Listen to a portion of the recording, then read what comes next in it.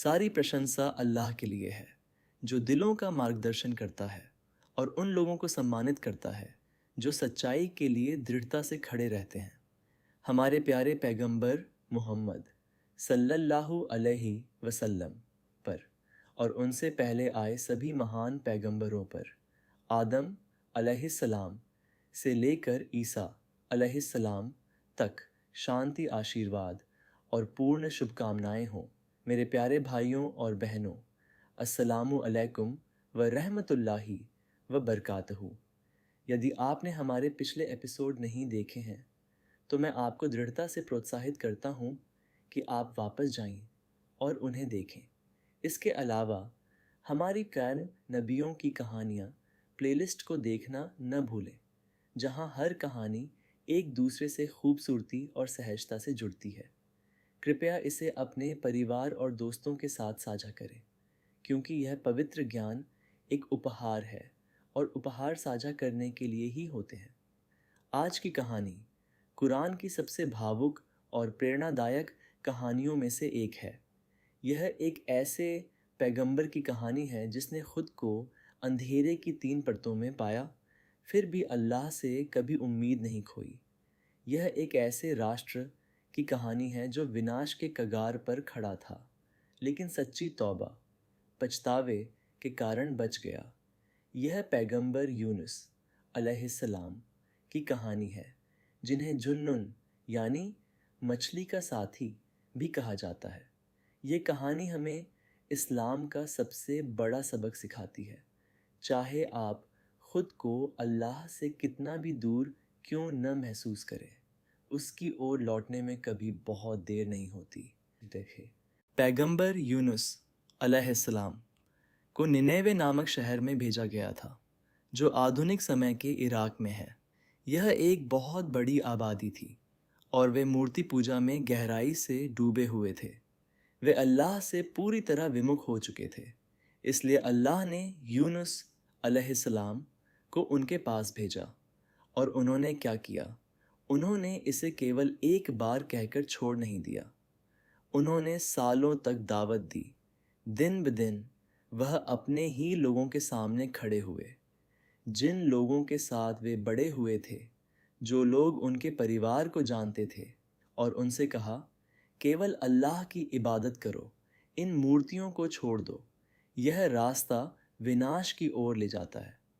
और उन्होंने क्या किया? उन्होंने उनका मजाक उड़ाया, उन्होंने उन्हें नज़रअंदाज किया, उन्होंने बार बार इनकार किया। कुछ दिनों के लिए नहीं, सालों तक। कल्पना कीजिए कि आप जिन लोगों से प्यार करते हैं, उनकी मदद करने के लिए अपना पूरा दिल लगा रहे हैं, उनके अंजाम की शुद्ध चिंता में उन्हें चेतावनी दे रहे हैं और उन्हें दिन ब दिन, साल दर साल अपने चेहरे पर हंसते हुए देख रहे हैं। यदि आपने कभी किसी को, एक दोस्त, एक परिवार के सदस्य को, किसी विनाशकारी चीज़ से दूर ले जाने की कोशिश की है और उन्होंने बिल्कुल नहीं सुना, तो आप पहले से ही जानते हैं कि यूनुस अलैहिस्सलाम ने क्या महसूस किया था, उसका एक छोटा सा हिस्सा। यहाँ कहानी हर दूसरे पैगंबर की कहानी से अलग हो जाती है। अल्लाह का हर पैगंबर धैर्यवान होता है। यह पैगंबर होने के मुख्य गुणों में से एक है। अपने लोगों के साथ धैर्य रखना, चाहे कितना भी समय लगे, चाहे कितनी भी अस्वीकृति का सामना करना पड़े। आप कोई बड़ा फैसला लेने से पहले, विशेष रूप से एक कौम को छोड़ने और जाने का फैसला करने से पहले, अल्लाह के हुक्म का इंतज़ार करते हैं। यूनुस अलैहिस्सलाम सालों की अस्वीकृति के बाद गहरी निराशा के स्तर पर पहुंच गए और वह अपने लोगों को छोड़कर चले गए, इससे पहले कि अल्लाह ने उन्हें जाने की अनुमति दी। यह महत्वपूर्ण है और कुरान इस बारे में बहुत ईमानदार है। अल्लाह अपने पैगंबरों की गलतियों को छिपाता नहीं है ताकि वे नकली तरीके से परफेक्ट दिखें। अल्लाह हमें उनकी इंसानियत दिखाता है, क्योंकि पैगंबर वास्तविक इंसान थे और उनकी गलतियाँ और वे उन गलतियों से कैसे वापस आए, हमारे लिए सबक हैं। यूनुस अलैहिस्सलाम एक जहाज़ पर सवार हो गए, अल्लाह के हुक्म का इंतज़ार किए बिना अपने लोगों और इस परीक्षा से दूर जाने के लिए तैयार हो गए। जहाज़ खुले पानी में निकल गया और तभी एक भीषण तूफान आया। लहरें विशाल हो गईं। जहाज़ अनियंत्रित रूप से डगमगाने लगा, उसमें पानी भरने लगा और सवार सभी लोगों को डर सताने लगा कि वे डूबने वाले हैं। नाविकों ने, जो अनुभवी लोग थे और कई बार इस समुद्र को पार कर चुके थे, घबरा गए। उन्होंने कहा, जहाज़ पर वज़न बहुत ज़्यादा है, किसी को पानी में जाना होगा वरना हम सब मर जाएंगे।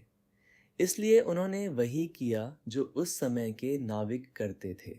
उन्होंने यह तय करने के लिए पर्चियां डालीं, जैसे नाम निकालना कि किसे पानी में फेंका जाए। यूनुस अलैहिस्सलाम का नाम आया। उन्होंने फिर से पर्चियां डालीं। शायद यह एक गलती थी। उनका नाम फिर से आया। तीसरी बार उनका नाम फिर से आया। उस पल के बारे में सोचें। अल्लाह का एक पैगंबर एक डूबते हुए जहाज पर खड़ा है और मौत की लॉटरी बार बार उसी पर आ रही है। उस पल यूनुस अलैहिस्सलाम समझ गए, यह यादृच्छिक नहीं था, यह अल्लाह की तरफ से था और उन्होंने इसे स्वीकार कर लिया। उन्होंने इसका विरोध नहीं किया, दूसरों के मुकाबले अपनी जान के लिए बहस नहीं की। उन्होंने खुद को उफनते समुद्र में फेंकने दिया। जैसे ही यूनुस अलैहिस्सलाम पानी से टकराए, अल्लाह ने एक विशाल मछली, एक व्हेल को उन्हें निगलने का हुक्म दिया। चबाने के लिए नहीं, पचाने के लिए नहीं। अल्लाह ने उस मछली के शरीर को उनके लिए एक सुरक्षित बर्तन बना दिया। अब पूरी तस्वीर की कल्पना करें। बाहर एक भीषण समुद्री तूफान, उसके ऊपर रात का अंधेरा जिसमें कोई चांद नहीं, कोई तारा दिखाई नहीं दे रहा। और अब इन सब के ऊपर पानी की गहराई में एक व्हेल का बिल्कुल काला पेट। तीन अंधेरे एक दूसरे के ऊपर जमा थे। वह अकेले हैं, सचमुच पूरी तरह से अकेले। उस तरह का अकेलापन जिसका अनुभव हम में से किसी ने कभी नहीं किया। धरती पर कोई नहीं जानता कि वह कहाँ है। कोई उन्हें बचाने नहीं आ रहा है। हर मानवीय गणना के अनुसार यह अंत है। और उस पल में, सबसे अलग थलग निराशाजनक पल में, जो एक इंसान संभवतः हो सकता है, यूनुस अलैहिस्सलाम ने कुछ ऐसा किया जिसने सब कुछ बदल दिया। यूनुस अलैहिस्सलाम घबराकर खामोश नहीं हुए। उन्होंने हिम्मत नहीं हारी। अपने जीवन के सबसे गहरे अंधेरे में वह उस एकमात्र सत्ता की ओर मुड़े जो उन्हें वहां सुन सकती थी। उन्होंने कहा, ला इलाहा इल्ला अंता सुबहान का इन्नी कुन्तु मिनज जालिमीन। तेरे सिवा कोई माबूद नहीं है, तू पवित्र है। बेशक मैं ही जालिमों, गलती करने वालों में से था। इस दुआ को ध्यान से देखें। उन्होंने तौहीद, अल्लाह की एकता से शुरुआत की। तेरे सिवा कोई माबूद नहीं है। फिर उन्होंने अल्लाह की पाकीज़गी बयान की, तू पाक है। फिर उन्होंने अपनी गलती स्वीकार की, बेशक मैं ही गलती करने वालों में से था। उन्होंने दूसरों पर उंगली नहीं उठाई। उन्होंने कोई बहाना नहीं बनाया। उन्होंने अल्लाह के सामने खुद को पूरी तरह झुका दिया। पैगंबर मोहम्मद सल्लल्लाहु अलैहि वसल्लम ने बाद में हमें सिखाया कि कोई भी मोमिन आस्तिक मुश्किल का सामना करते हुए इस दुआ को पूरी ईमानदारी से नहीं पढ़ता, सिवाय इसके कि अल्लाह उसे राहत प्रदान करता है। यही कारण है कि दुनिया भर के मुसलमान आज भी इस दुआ को पढ़ते हैं जब भी वे जीवन की कठिनाइयों में फंसा हुआ महसूस करते हैं। अल्लाह कुरान में फरमाता है कि अगर यूनुस अलैहिस्सलाम उन लोगों में से न होते जो लगातार अल्लाह को याद करते थे, तो वह क़यामत पुनरुत्थान के दिन तक उसी मछली के पेट में रहते। लेकिन चूंकि उनका दिल अल्लाह के ज़िक्र याद से भरा था, अल्लाह ने उनकी तौबा स्वीकार कर ली। एक सच्ची दुआ ने सब कुछ बदल दिया। दिल से की गई दुआ को कभी कम मत समझो। अल्लाह ने मछली को यूनुस अलैहिस्सलाम को आज़ाद करने का हुक्म दिया। मछली को ऊपर उठने, किनारे तक तैरने और उन्हें छोड़ने का हुक्म दिया गया था। यूनुस अलैहिस्सलाम को किनारे पर डाल दिया गया। वह बीमार और पूरी तरह से थके हुए थे। उनका शरीर उस सब से कमज़ोर हो गया था जो उन्होंने झेला था, और अल्लाह ने अपनी शुद्ध दया से उनके ऊपर एक पौधा उगाया। यूनुस अलैहिस्सलाम के ऊपर कद्दू का एक पौधा। उसके चौड़े पत्तों ने उन्हें धूप से बचाया। उसके फल ने उन्हें पोषण दिया। उसकी छाँव ने उन्हें आराम दिया। अल्लाह की दया के बारे में सोचें। वह रब जो आकाश गंगाओं को नियंत्रित करता है, उसने समुद्र तट पर अकेले लेटे हुए एक थके हुए बंदे की भी परवाह की। यह हमें कुछ बहुत खूबसूरत सिखाता है। अल्लाह ने सिर्फ यूनुस अलैहिस्सलाम की जान बचाकर उन्हें छोड़ नहीं दिया। अल्लाह ने उन्हें छाँव दी। अल्लाह ने उन्हें आराम दिया। अल्लाह ने उनके सबसे निचले पल के बाद धीरे धीरे उनकी देखभाल की। यह अल्लाह अपने बंदों के लिए है, उन लोगों के लिए भी जिन्होंने गलतियाँ की, उन लोगों के लिए भी जो खुद को संभालने के लिए संघर्ष कर रहे हैं। अब इस कहानी का वह हिस्सा है जो इसे पैगंबरों के इतिहास में हर एक राष्ट्र के बीच वास्तव में अनोखा बनाता है। जब यूनुस अलैहिस्सलाम चले गए तो उनके लोग अभी भी संदेश को खारिज कर रहे थे और अल्लाह का अजाब दंड करीब आ रहा था। उन्हें संकेत दिखने लगे थे। उनके शहर के ऊपर धुएं की तरह एक काला बादल छा गया। डर फैल गया। वे समझ गए, यही है, तबाही आ रही है, ठीक वैसे ही जैसे यूनुस ने हमें चेतावनी दी थी। और यहाँ चमत्कार है। पैगंबरों के इतिहास में पहली और एकमात्र बार एक पूरी कौम ने तौबा की, वास्तव में पूरी ईमानदारी से, सामूहिक रूप से, अजाब के बिल्कुल करीब, इससे पहले कि वह वास्तव में उन पर गिरे। उन्होंने इसे ठीक करने के लिए किसी और का इंतज़ार नहीं किया। वे इकट्ठा हुए, वे अल्लाह के सामने रोए, वे पूरी ईमानदारी के साथ उसकी ओर लौट आए, ठीक उसी समय जब अजाब उनके सिर पर मंडरा रहा था। और अल्लाह ने अजाब को टाल दिया पूरी तरह से। उसने उन्हें माफ़ कर दिया। अल्लाह कुरान में फरमाता है, और यह इस विशिष्ट कौम के बारे में एक सीधा बयान है कि यूनुस अलैहिस्सलाम की कौम के अलावा किसी भी अन्य बस्ती को अजाब के करीब आने पर उसके ईमान ने फ़ायदा नहीं पहुंचाया। हर दूसरा राष्ट्र जिसने अजाब को आते देखा, उनके लिए बहुत देर हो चुकी थी।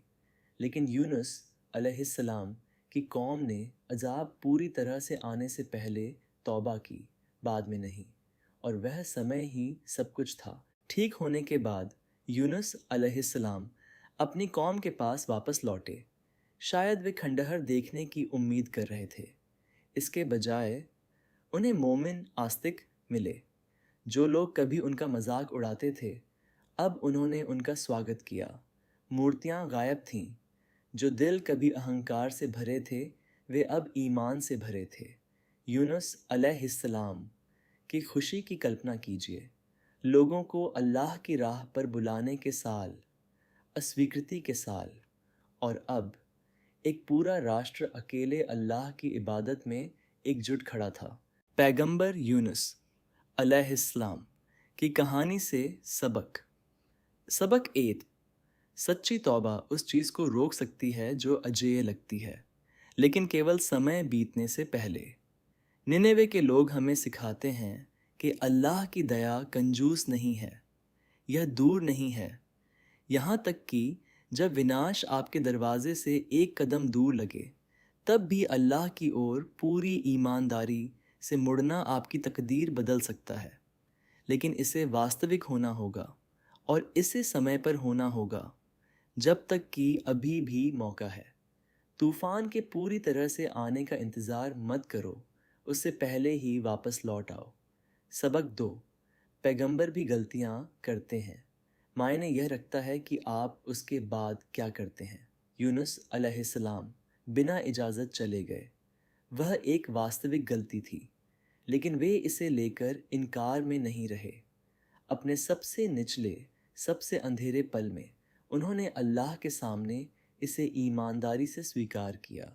वह ईमानदारी, वह विनम्रता ही थी जिसने अल्लाह की रहमत का दरवाज़ा खोला। आपकी गलती आपकी कहानी का अंत नहीं है। आप अल्लाह की तरफ कैसे लौटते हैं, यह मायने रखता है। सबक 3। आप उतने अकेले कभी नहीं होते जितना आप महसूस करते हैं। 3 अंधेरे। उनके पास कोई इंसान नहीं था और फिर भी अल्लाह ने उन्हें सुना। अगर अल्लाह समुद्र के तल में 3 परतों के अंधेरे में लिपटी एक मछली के पेट से एक पैगंबर को सुन सकता है, तो अल्लाह आपको भी सुन सकता है। अभी आप जहाँ कहीं भी हों, जिस भी कमरे में, जिस भी अस्पताल के बिस्तर पर, जिस भी सन्नाटे में आप बैठे हों। सबक 4। एक ईमानदार दुआ असंभव को भी बदल सकती है। यह कोई लंबा भाषण नहीं था, यह कोई आदर्श प्रार्थना नहीं थी। ये कुछ सच्चे शब्द थे जो एक टूटे हुए ईमानदार दिल से कहे गए थे। यही वह चीज़ थी जिसने अल्लाह की रहमत को प्रेरित किया। आपको आदर्श शब्दों की आवश्यकता नहीं है, आपको एक ईमानदार दिल की आवश्यकता है। सबक 5। कभी भी उम्मीद मत खोना। यही इस पूरी कहानी का दिल है। विनाश के कगार पर खड़ी एक कौम बच गई। एक इंसान जो सबसे निराशाजनक जगह पर फंसा था, जहां एक इंसान हो सकता है, बच गया। अगर अल्लाह अपने बंदे को बचाने के लिए एक तूफानी समुद्र के तल में एक व्हेल के पेट तक पहुंच सकता है, तो आपके जीवन में ऐसी कोई स्थिति नहीं है जो बहुत अंधेरी हो, बहुत दूर निकल गई हो, या उसकी दया के पहुंचने के लिए बहुत निराशाजनक हो। अल्लाह कुरान में साफ फरमाता है, और अल्लाह की रहमत से ना उम्मीद मत हो।